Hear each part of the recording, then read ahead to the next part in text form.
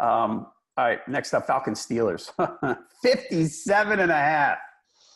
So the Falcons, we've been talking every week. Every week we talk, with the Falcons, we go, oh, they lost another guy, right? They lost another defensive player. You know, they lost Keanu Neal, and they lost Deion Jones, and now they lost Grady Jarrett, their nose tackle. This is just it's a mess. They're not going to be able to stop anybody. Every week, I keep wanting to support the Falcons, not in Panther country. I don't like to support the Falcons, but every week I look and I go, you know, they're actually a good team, and they don't play bad, and then another guy gets hurt. And I just like they're star-crossed right now. And they're going into Pittsburgh down 3 or 4 defensive starters against a team that could move the ball pretty darn well. I think it should be a good game. But I mean, the 57.5 over-under, totally warranted in this one. And I think I'm going to pick the Steelers. Would you go over on this game? That's a lot. That's a big – if I had to so 30-27, I'm still under. So I think I'd probably go under. I wouldn't go out of my way to go either way on that one, though. I think what the Ravens did last week to the Steelers was instructive. I mean, I think it shows us that we know the Steelers' defense is terrible, and we know they're going to have to rely on Big Ben to win games for them. And when he's not playing well like he did last week against the Ravens, they're a team that scores 14 points a game. So I'm not – obviously the Falcons' defense isn't the Ravens' defense, but I'm not sure that – we've seen over and over again this year that the Falcons can score 35, 40 points a game. I'm not sure the Steelers can keep up with that, quite honestly. They can. There's a chance they won't, like we saw last week. Matt Ryan is playing like an MVP. I mean, he's 10 touchdowns, 1 interception the last 3 weeks.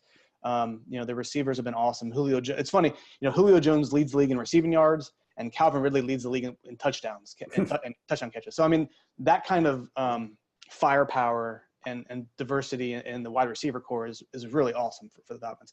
It's just a matter of they're going to be in shootouts, and Matt Ryan has to play well every week. And, he's played really well this year so far. So I like the Falcons here. Okay. Even on the road. I mean, they're 3-point underdogs. Right.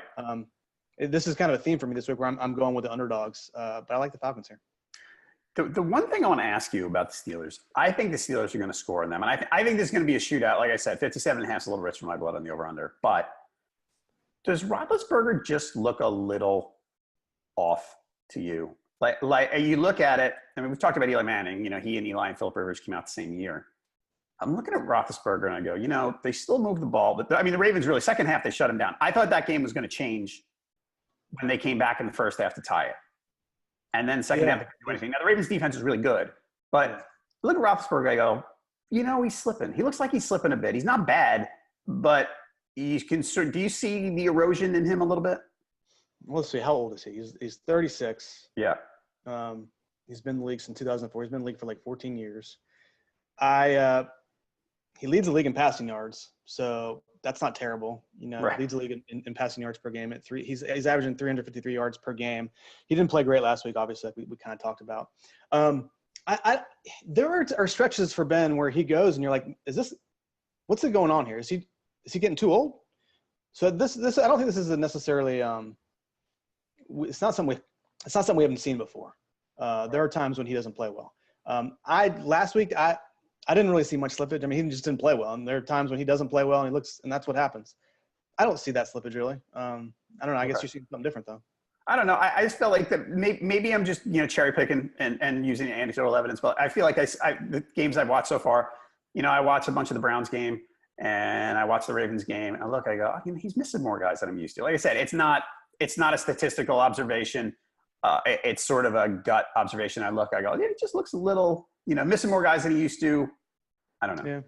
Yeah. I wonder, we haven't really talked about Le'Veon Bell much in the past couple of weeks, but they would obviously be really well served, I think, to have him back. Connor's been fine. He's not a game changer.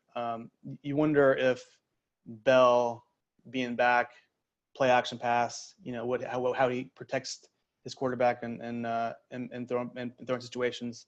That's got to be a big thing, right? And I wonder if when they get Bell back, if he says he says he's going to report in week 7, have him back for the back half of the year, how much that's going to change for Roethlisberger. Yeah, and it's funny because after the first game, Connor put up huge numbers. Yeah. And everybody was kind of – not everybody, but people saying, "Oh, look, who needs that? Who needs Bell? Running backs are interchangeable." I know I was one of those people. And kind of last few weeks, yeah, he's been fine. He's struggling a little. He can catch the ball, which is nice, but yeah, he's certainly not Bell. So it's different. And maybe that's affects Roethlisberger a little bit, right? And the defense has been terrible. So he's playing from behind. I mean, they give up. I know it wasn't all the defense last week that led them to the 14-0 quick strike lead for the Ravens, but you got to play from behind, and it puts more pressure on you, and blah blah blah blah blah. And but I don't know. I mean, the Browns came back on them in week 1 too, so I don't know. It's hard to tell. All right. Devontae Freeman sounds like he's going to be back for the Falcons, by the way. So I've got Steelers. You've got Falcons. On Pick Watch, we have got, let's see here, 68% Steelers from the experts, 54% Falcons from the fans. You and the fans are lining up so far. I don't know. I don't know if that's probably a good thing. Experts don't really know anything anyway. You're a man of the people, Josh. That's what it is. When I run for office, that's what I'm going to base it all. I'm a man of the people. Yes. Who do you want me to pick? I'm with you. I am totally with you.